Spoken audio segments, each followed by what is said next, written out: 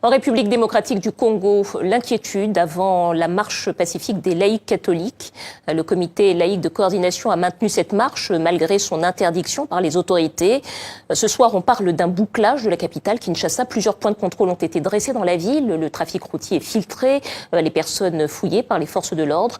Alors pour parler de cette situation, nous sommes avec la ministre des Droits humains du Congo, Marie-Ange Moucho-Bekwa. Bonsoir. Bonsoir. Merci d'être avec nous. Alors avant de revenir vers vous, je vous propose d'abord d'écouter les témoignages des intellectuels chrétiens à l'origine de cette marche. Ils demandent le départ du président Kabila dans le respect des accords signés. Ils se disent également déterminés à aller jusqu'au bout en dépit des risques encourus. On les écoute. Le 21, nous poursuivons notre combat. Nous continuons à demander et à exiger cette ouverture justement en donnant des garanties, en donnant des signaux simples. Libérer les prisonniers politiques, des signaux simples. Ouvrir justement les médias à tout le monde, ou du moins les médias officiels. Depuis bien sûr que nous avons lancé la marche du 31 décembre, nous vivons dans des conditions particulières parce que nous vivons en totale clandestinité, c'est-à-dire qu'aucun de nous n'est rentré chez lui depuis le 28 décembre. Madame la ministre, merci d'être avec nous. Bonsoir. Bonsoir, madame. Alors, vous avez entendu les inquiétudes des laïcs catholiques. Le 31 décembre dernier, leur marche avait été très sévèrement réprimée par le pouvoir. Est-ce qu'on peut craindre le même scénario demain ? Je ne suis pas le bon Dieu pour pouvoir vous dire ce qui va se passer demain, mais je sais que l'autorité urbaine, donc le gouverneur de la ville de Kinshasa, a interdit la tenue de ces marches parce que le comité laïque de coordination de l'Église catholique a prévu 167 points de départ.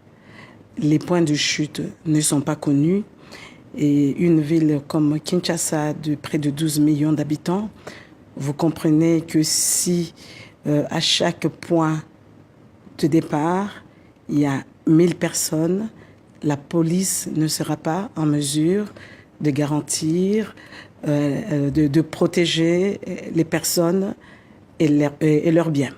La police ne sera pas en mesure de garantir la sécurité des biens et des personnes. C'est la raison pour laquelle la marche a été interdite. Vous dites c'est une marche pacifique de la part de gens qui se rendent dans des lieux de culte, qui ne sont pas armés face à des militaires, à des policiers qui sont supposés garantir le parcours. Pourquoi avoir interdit la marche ?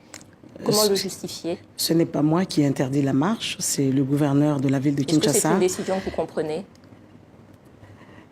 Je vous ai dit tout à l'heure que l'explication qui nous avait été donnée le 31 décembre dernier, c'était qu'il y avait 167 points de départ et que le point de chute n'était pas connu et que vous imaginez 167 points de départ avec, supposons, 1000 personnes, la police ne serait pas capable de garantir la sécurité des biens et des personnes. Et c'est pour cette raison que le gouverneur avait interdit cette marche. Alors derrière vous se déroulent des images de la précédente marche, celle du 31 décembre 2017. Il y avait eu au moins 8 morts, une dizaine de blessés, dont 27 par balle. Donc c'était des chrétiens qui se rendaient également dans des lieux de culte. C'était une marche pacifique également. Pourquoi une telle répression ? Comment expliquer une telle répression contre des chrétiens réunis dans des lieux de culte ? En tant que ministre des Droits humains, je ne peux que déplorer les morts qu'il y a eu, que je regrette profondément, même s'il ne s'agissait que d'un seul mort, ça serait un mort de trop et qu'on aurait pu éviter si de part et d'autre, chacun restait responsable. On ne peut pas prétendre organiser des marches pacifiques et tenir des propos qui incitent à la violence. Peut-être en un mot, aujourd'hui, il y a eu un rapport de Human Rights Watch. Est-ce que vous allez trop vite, vous ne me laissez même pas le temps de répondre à vos questions. Vous parlez de 27 blessés par balle. Au stade actuel, les ONG de défense des droits de l'homme nous ont informé de 5 blessés par balle. Ce n'est pas peu, je ne suis pas en train de minimiser, et c'est dommage qu'il y en ait eu. Les enquêtes se poursuivent et en tant que ministre des Droits humains, je vais poursuivre ces enquêtes, bien sûr, avec le soutien des ONG de défense des droits de l'homme. Et à l'issue de ces enquêtes, lorsque les auteurs de ces cas de violation des droits de l'homme seront identifiés, ces personnes seront poursuivies. Qu'il s'agisse... Pardonnez-moi, le temps tourne un petit peu. Je suis obligée de vous poser une autre question sur les policiers qui ont été identifiés, qui ont fait la répression. Est-ce que vous les avez identifiés? Est-ce qu'il y a déjà des poursuites? Vous, en tant que ministre des Droits humains, est-ce que vous êtes... Je vous dis que les enquêtes se poursuivent. J'ai rencontré quelques blessés par balle. Il y a certains qui disent qu'ils pourraient reconnaître les quelques éléments des forces de l'ordre qui avaient ouvert le feu. D'autres disent qu'ils ne pourraient pas les reconnaître. Vous comprenez qu'au stade actuel des choses, je ne peux pas confirmer le nombre de personnes blessées par balle. Je ne peux pas vous confirmer que le nombre, l'identité de tous les éléments des forces de l'ordre qui se seraient rendus coupables des cas de violation des droits de l'homme est connu, mais il est certain qu'à l'issue des enquêtes, lorsque les responsabilités seront établies, ces personnes seront poursuivies et répondront de leurs actes. Dernière question, avant de passer à la question du Kasaï. Il y a eu un rapport de Human Rights Watch qui dénonce un usage excessif de la force. Vous avez déploré à l'instant même le nombre de morts. Est-ce que vous aussi, est-ce que vous reconnaîtriez qu'il y a eu un usage excessif de la force le 31 décembre dernier? Je vous dis qu'à l'issue des enquêtes, nous pourrons établir les responsabilités des uns et des autres. Évidemment, lorsqu'on ouvre le feu, par exemple, sur une mineure ou qu'une enfant attrape une balle perdue, c'est quelque chose de déplorable, de condamnable.